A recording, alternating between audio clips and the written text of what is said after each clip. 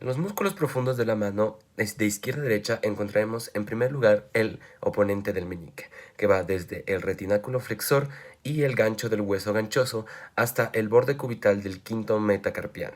y su función es la posición del quinto dedo. Luego tendremos del primero, segundo, tercero y cuarto lumbrical, que van desde los tendones del flexor profundo de los dedos de la mano hasta la expansión del extensor de los mismos del dedo, y su función es la de flexionar las articulaciones metaporfalángicas.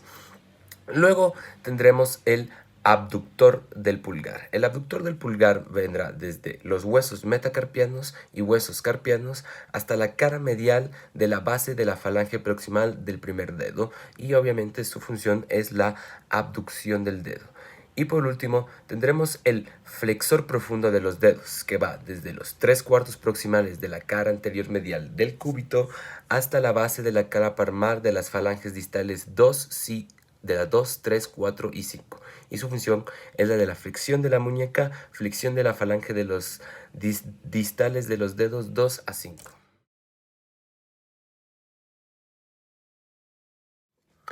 En los dedos superficiales de la mano nos encontraremos con el flexor superficial de los dedos, el cual tiene tres orígenes: la cabeza del húmero, en específico el epicóndio medial, la cabeza del cúbito, en específico la apófisis coronoides, y en la cabeza del radio, debajo de la tuberosidad radial, y se inserta en la falange media de los dedos 2 a 5. Luego tendremos el flexor corto del meñique, que va desde el gancho del hueso ganchoso y el retináculo flexor hasta la base de la falange proximal del quinto dedo. Nos encontraremos con el flexor corto del pulgar, que va desde la cabeza superficial, o sea, desde el retináculo flexor y trapecio, y la cabeza profunda desde el hueso trapezoide y grande hasta la lado radial de la base de la falange proximal del primer dedo. Y nos encontraremos con el flexor largo del pulgar, que va de la cara anterior del radio y membrana interiosa hasta la base de la falange distal del pulgar. También nos encontraremos con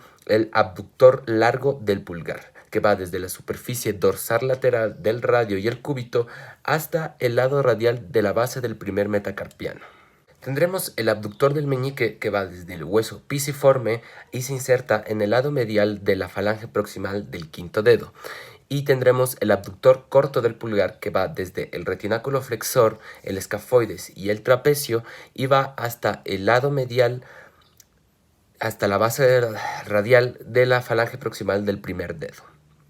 Y por último tendremos al palmar corto. El palmar corto se origina en el retináculo flexor, en específico en el borde medial de la aponeurosis palmar, y va hasta la piel del borde cubital de la palma.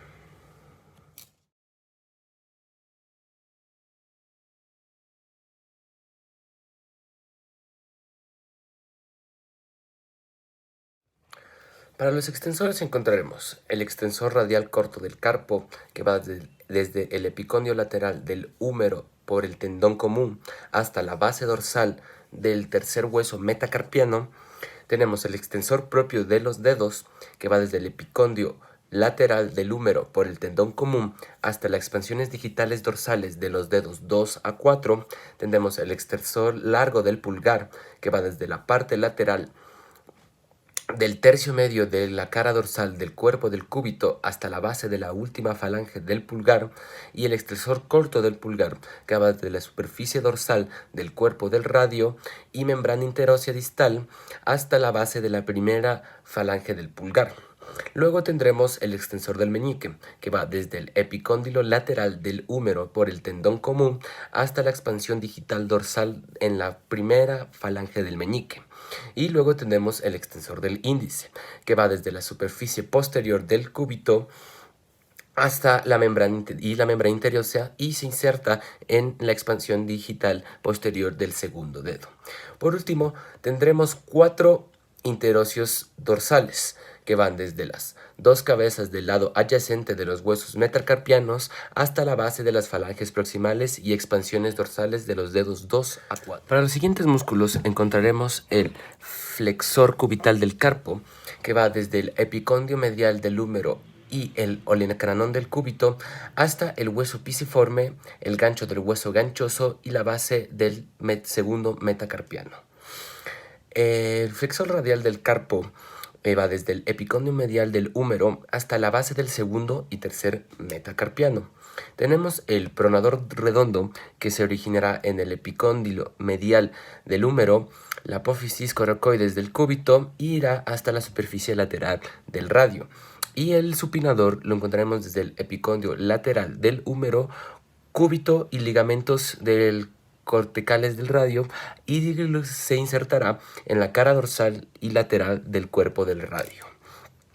También tendremos los extensores cubitales del carpo, que va desde el epicóndilo lateral del húmero por el tendón común y la superficie dorsal del cúbito y se insertará en el tubérculo del lado cubital de la base del quinto metacarpiano. Tenemos el extensor radial largo del carpo, que vendrá desde el tercer inferior de la cresta supracondilia lateral del húmero hasta la cara dorsal de la base del segundo metacarpiano, y el extensor corto del radio, que ya lo detallamos anteriormente.